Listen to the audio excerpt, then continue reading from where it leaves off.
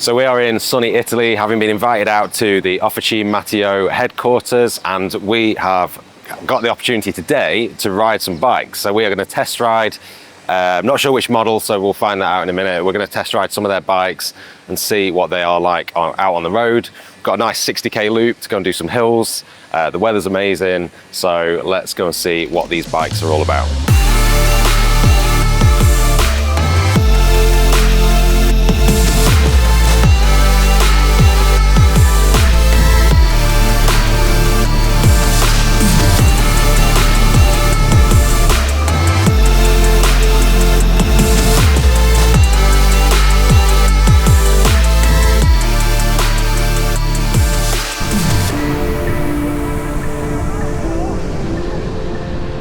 So we've just been given our rides for the day, and before we fit them up to our measurements and get them all comfy to ride, we're just going to talk a little bit about the bikes and what they are and what we're actually riding today. So I have got the Officine Mattio Lema RT, which is their top spec race bike, and Alex has got the SL, which is their lightweight climbing bike. So we're obviously going to find out how they ride, but we'll just tell you a little bit about what they are first. Yeah, so the Lema RT, as I said, top spec bike. You can even see on the frame, it's all hand woven carbon, all made here where we are now today. You've got drop seat stays, a little bit more compliance, wide tyre clearance, I think 35s on the front, 32 clearance on the back. So for a top end bike, it's really, really versatile. The climbing bike, as I say, is a little bit more traditional looking. It's a little bit lighter, a little bit less tyre clearance, but should make for a really fun ride, especially in the hills here. And another product that I'm riding today is the Rule 3D printed saddle, and I've heard a lot about this saddle and I've been looking forward to testing it out, so I'll be able to give this a go. One of their things about it is that the way that the 3D printed padding is laid up is very specific in certain areas, so you've got more support where you want it, less support where you don't want it. So yeah, apparently it's very popular, so we're going to give this one a go.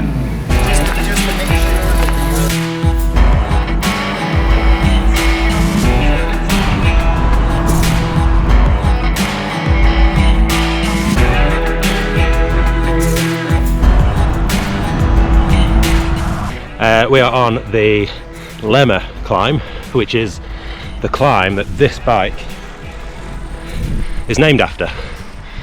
The riding around here is absolutely incredible. I was speaking to one of the guys earlier and he was saying that a lot of teams go on training camps at Isola 2000 and stay at altitude, which is about 70k from here, and this part of the world, for cycling at least, is a little bit unknown, so the roads are quiet.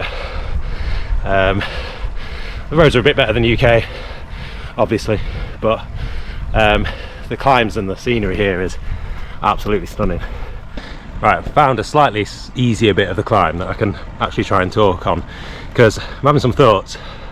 Obviously we're out here to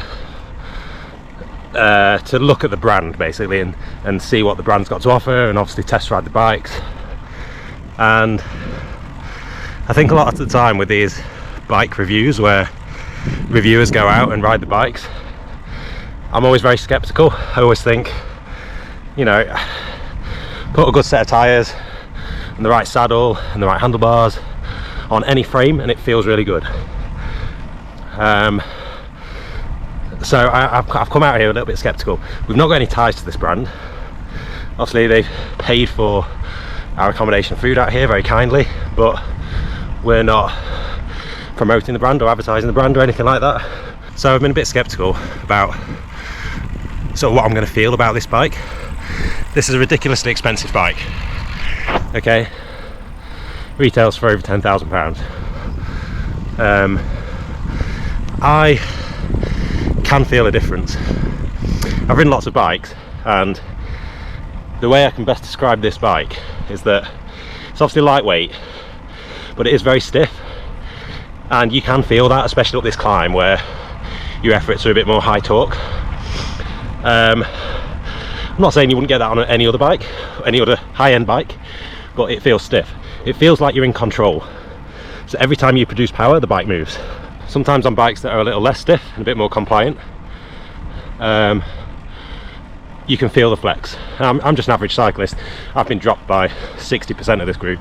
I'm just tapping up it now.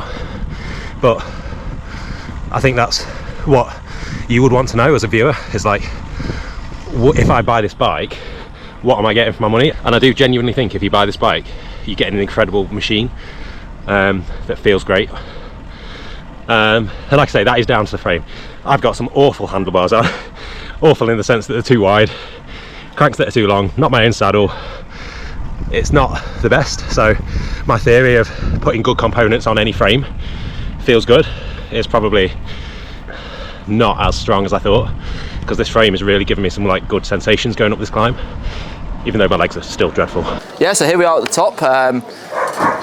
Beautiful village called Lema, which is actually what one of the bikes is named after. Not this one, but the one Dan's riding. Sun's out, we're here waiting for Dan. He'll obviously be a while because, you know, he had not too much sleep last night. He was on the beers. So, but yeah, the bike performed really well. Just super nice to climb, and I mean, it always feels good when you're abroad anyway. But yeah, it gave the locals a run for their money. So all in all, successful trip so far. Waiting for you. We've already, you know. I went back down looking for you. You've missed lunch. How's the bike? The bike's good. Yeah. I'm just saying into the GoPro, like, I'm always skeptical about these like bike reviews, but genuinely, it's giving me a good feeling. Well, you've got a Lema, and we're in Lema now, so that makes Lema squared. What happens now? Do we go into like some sort of parallel universe?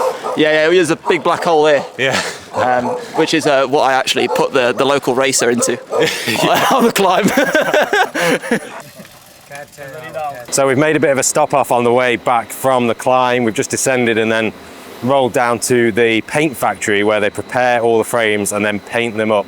And they have some pretty incredible paint jobs. I mean, hopefully we've got some B-roll of the frames that are fully painted so you can see what kind of stuff they do.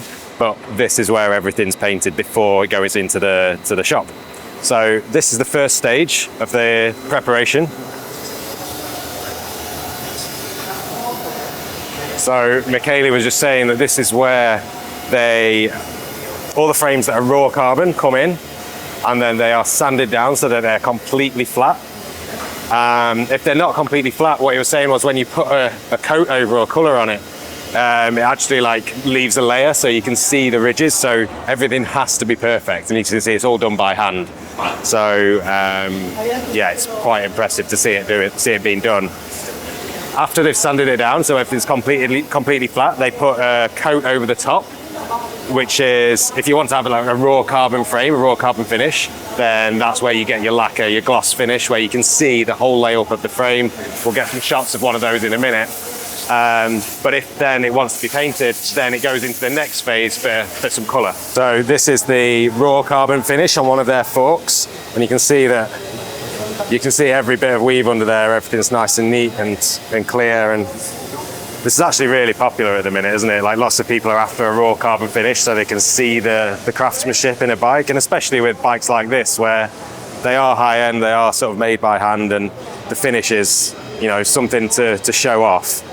Leaving it raw carbon is something like desirable rather than covering it in paint. So the frames that are going to get colour are prepared and then sent into here, hung up on this rack, twist them around, and then they apply a base coat, and then through here is where they apply the main base coat by hand. We've got a bit of footage of the guy doing that, and this is the colour white that goes underneath every other colour. So when they apply the colour on top of that, they mask it, so the logos are going to stay white and the detailing on the frame is going to stay white.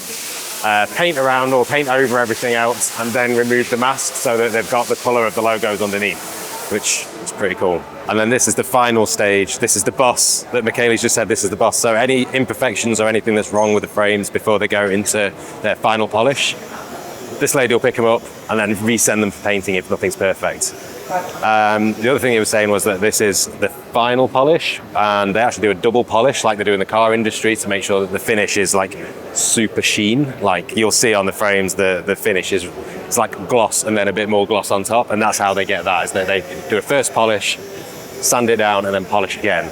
So we're back now from the ride. We're very sweaty, and bike's performed amazingly, especially on these Italian roads. You know, you got the steep climbs, but also you got the fast straight flats where I think your Lema was that's where it came in, you know, the all-round bike. Yeah, I mean, I said something before on the GoPro about being skeptical about like riding frames that have crap components on it, because I think you could be riding the best frame in the world with like the tyres, for example. If these tyres, by the way, are just dead, so if you've got any of these tyres, what are they? Zafiro Pro. Zafiro, yeah, Zafiro Pro. Swap them because your bike will feel amazing. But my point is, you ride the best frame in the world on crap tyres like that, and like the bike just feels like meh. But actually, you could tell like. For saying that I was riding 42 centimetre bars, you know, tyres pumped up to 120 psi, and a saddle that doesn't work for me, the bike did kind of like mask a lot of it, which it does show that. It still feel good. It does show that the frame's pretty good, because if you had a harsh, you know, average bike, and then you put components that you don't want on it, then you're going to have a bit of a bad experience. But no, the roads around here, some of them are either really, really smooth, or the bumpiest thing known to man. And yeah, we survived, the bike survived, and yeah, it was a good day out. So you're looking for that bike that's comfortable, climbs really well, not necessarily a race bike, but this, something special, would be the absolute ideal bike.